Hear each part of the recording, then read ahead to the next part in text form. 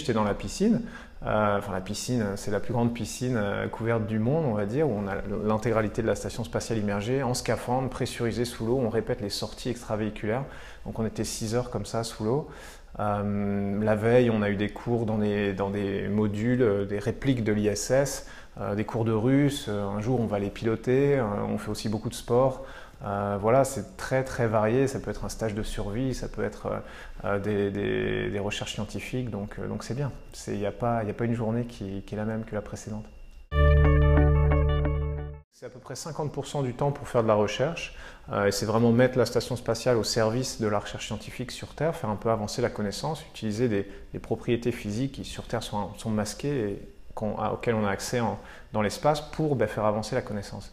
L'autre partie, c'est faire avancer un peu l'exploration. La station spatiale, ce n'est pas une fin en soi, c'est vraiment une étape sur une route de longue haleine qui est celle de l'exploration. Le reste du temps, c'est occupé par 2h30 de sport par jour pour rester en bonne santé. Et puis beaucoup de logistique et de maintenance, parce qu'évidemment les astronautes à bord, ils ne sont pas seulement opérateurs scientifiques, ils sont aussi mécaniciens, plombiers, électriciens, parce que tout ça il faut le maintenir en bon état, et puis quand ça casse, c'est nous qui réparons. Il faut aller voir si c'est faisable, aller voir dans quelles conditions c'est faisable, apprendre. Mais ensuite, une fois que cette phase-là elle a été faite, et nous on est très contents que ce soit des robots qui la font parce que c'est la phase la plus, on va dire, dangereuse, où on ne sait pas trop à quoi se confronter. Ensuite, il faut envoyer des hommes. Ça, c'est pas moi qui le dis, parce que c'est facile pour un astronaute de dire oui, il faut envoyer des hommes. Évidemment que moi je vais vous dire ça. Mais c'est les scientifiques qui le disent. Parce que le retour, il est 200 fois supérieur. Une journée de Curiosity, même si c'est une prouesse technique, ça reste quand même quelques mètres avancés, un ou deux ou trois prélèvements, une journée, 12 heures de travail d'un astronaute sur place. Vous imaginez, on pourrait faire 30 km, on pourrait faire 500 prélèvements. Donc oui, c'est plus compliqué à organiser, c'est certain, mais si vraiment on veut un jour apprendre et puis étendre comme ça la présence de l'homme, eh ben, c'est une étape qui reste et qui sera toujours nécessaire. Oui, c'est mon rêve. Alors, mais j'espère que je suis pas trop vieux. J'espère que je ne vais pas choquer parce que je suis au début de ma carrière d'astronaute. J'étais le plus jeune de ma promotion, mais je suis en train de me demander si je suis pas déjà trop vieux.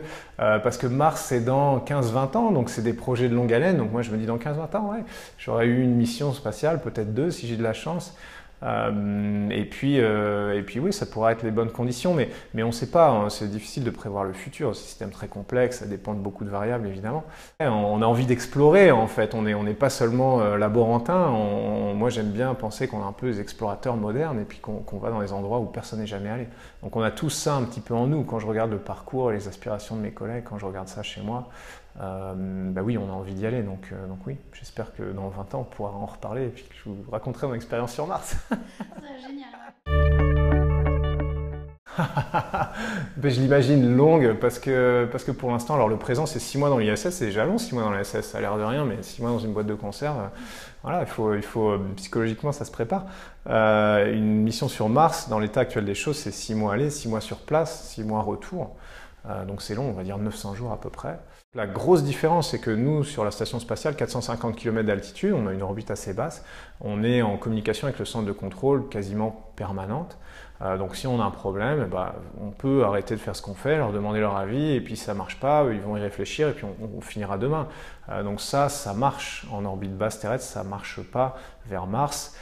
Ne serait-ce que parce qu'il y a 40 minutes de délai de communication au pire. Donc vous posez une question, au bout de 20 minutes elle arrive, les gens y réfléchissent, répondent, et puis 20 minutes après vous avez les réponses. Donc si c'est une question un peu urgente, vous êtes déjà mort quand la réponse arrive. Donc il faudra énormément d'autonomie à bord. Ah non, beaucoup d'impatience évidemment, ça fait... Moi j'ai commencé, j'étais sélectionné on va dire en 2009. Mission en 2016, ça fait 7 ans, c'est dans la moyenne, c'est même plutôt rapide. Il y a des gens qui ont attendu 15 ans avant leur première mission spatiale, hein. Donc je ne me plains pas évidemment, mais j'ai hâte que ça arrive, certain. Après il me reste encore beaucoup de choses à apprendre, c'est tellement complexe que malheureusement l'entraînement dure des années. Mais non, pas d'appréhension, je suis plutôt optimiste de nature, je pense que si on ne l'est pas dans ce métier-là, on a du mal à dormir.